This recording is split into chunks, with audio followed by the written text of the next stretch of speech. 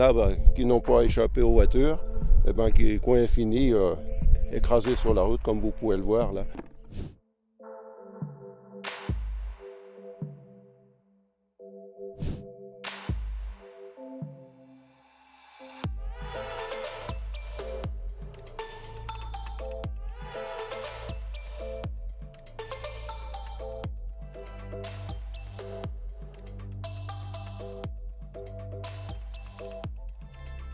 Le but des barrages, c'est quand les crapauds descendent de la forêt pour aller vers leur lieu de reproduction, de les empêcher de traverser la route et de se faire écraser.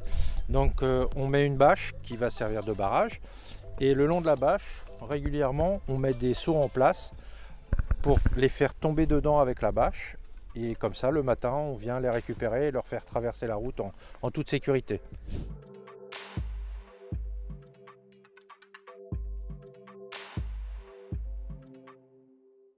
J'ai une certaine satisfaction quand je vois le résultat. Ça fait plaisir. C'est pas fait pour rien.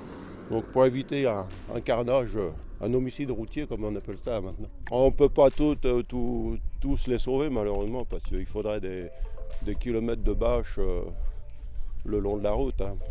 On fait un trou à peu près tous les 10 mètres. Le crapaud il va pas contrôler, il n'a pas les moyens. Donc un seau ou autre chose selon ce qu'on a sous la main. Et puis voilà, bien profond de façon à ce que ce soit bien au ras du sol, que le crapaud tombe bien dedans et assez près de la bâche pour pas qu'il passe à côté. Ça marche pas mal. À l'heure actuelle, on est à plus de 360 avec ceux de ce matin, plus de 360 crapauds que l'on a fait traverser et à peu près une cinquantaine de tritons.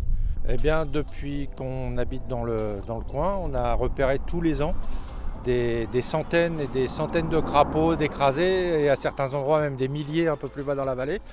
Et on a créé il y a quelques années une association. On avait envie de sauver des crapauds, d'aider les crapauds à traverser pour pouvoir protéger l'espèce, sachant que tous les amphibiens sont protégés en France.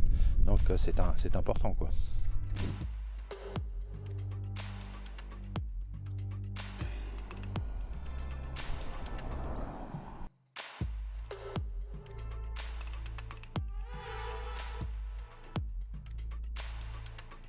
À plus ou moins long terme, c'est de pouvoir utiliser ceux qui existent déjà et d'en faire d'autres et de diriger les crapauds vers ces tuyaux qu'on appelle des crapauducs du coup et qui nous permettront de ne pas avoir à relever tous les matins.